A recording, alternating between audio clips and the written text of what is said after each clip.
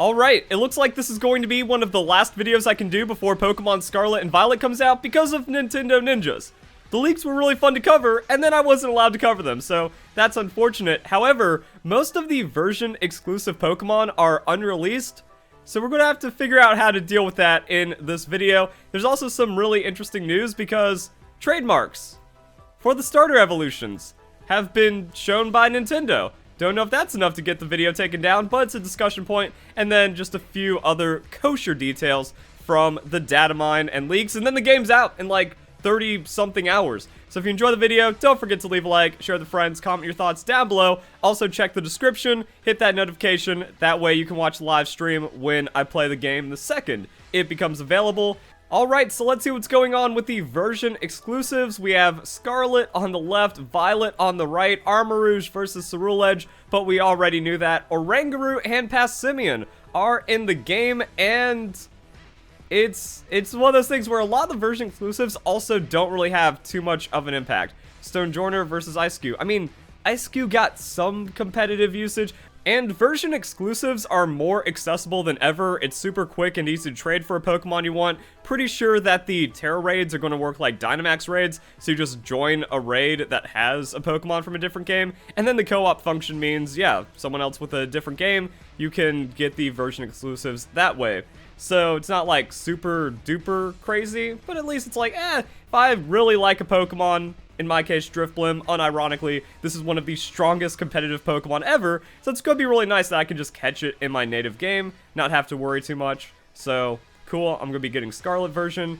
Also, comment down below, which version are you getting, and has anything made you change your decision from like the leaks and the data mine and stuff? Do you heavily base it off of the exclusive Pokemon, or is it something else? For me, it's the legendary Pokemon I like the most, mixed with whatever color I also find more appealing. So, Scarlet, I don't like Miraidon, the feet, the legs, there's some weird stuff going on there. Also, I don't like the future idea behind that as much. So, Koraidon looks cool, Scarlet's an awesome color, guess why?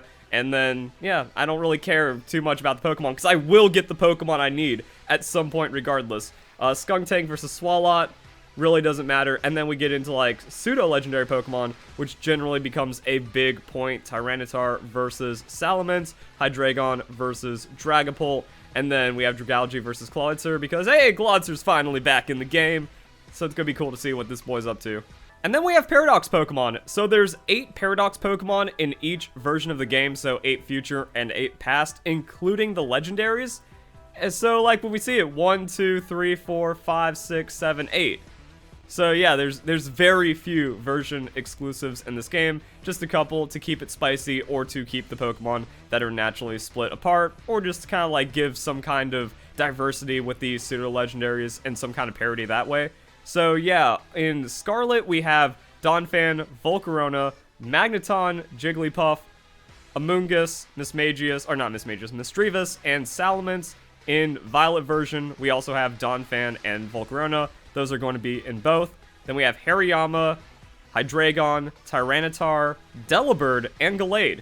And that's it. Those are the version exclusives. Done. GG easy. Let's see what's going on with the news. And then we have the names for the starter Pokemon being officially registered by Nintendo. So I want to imagine the world where this happened before the game was leaked or like got out early or something like that, because then we could speculate on how the Pokemon are going to look based on the names. However, since it's the 15th right now, it's just way too close. There's no way that we would not have a data mine or a early copy of the game out there by this point.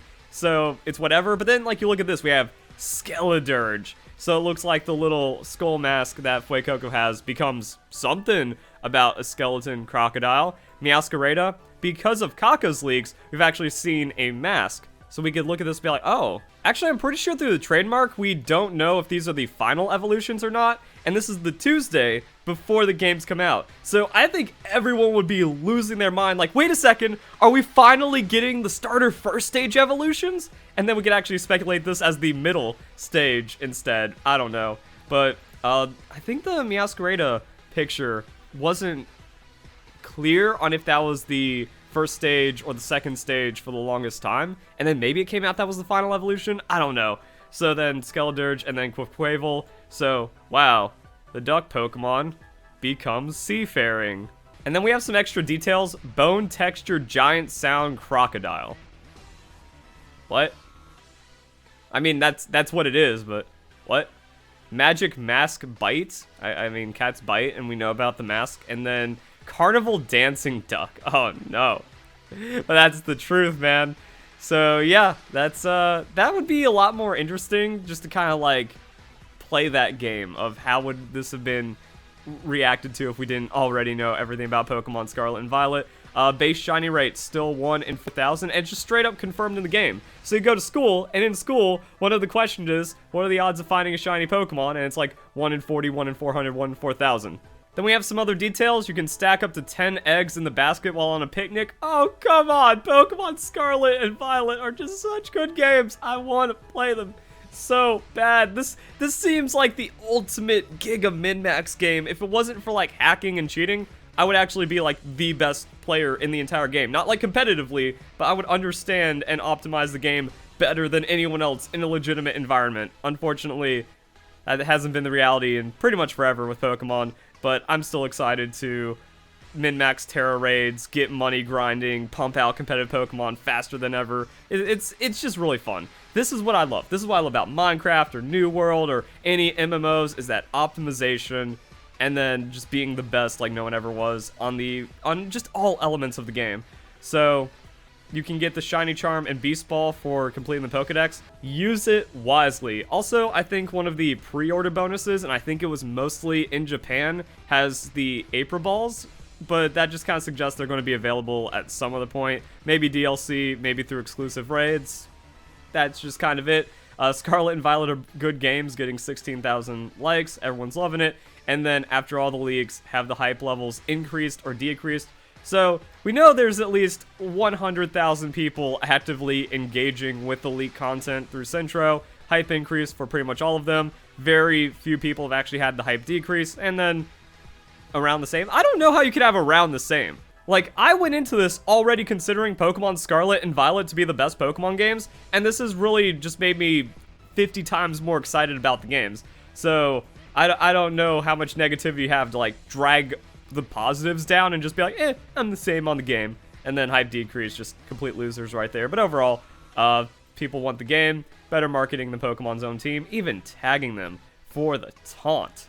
And that's pretty much it. So we already knew from the last videos I was talking about where all the items needed for competitive are available from the beginning and you could just buy them in their respective stores. So incredible, amazing, awesome, super mega, giga, epic quality of life right there. And yeah, then just a couple of version exclusive Pokemon that kind of don't really matter much anymore. So hope you guys, actually wait, that suggests that Appleton and Applin aren't version exclusive, which is pretty spicy. Interesting. So if you guys enjoyed the video, hope you all have a nice day. Thank you very much for watching.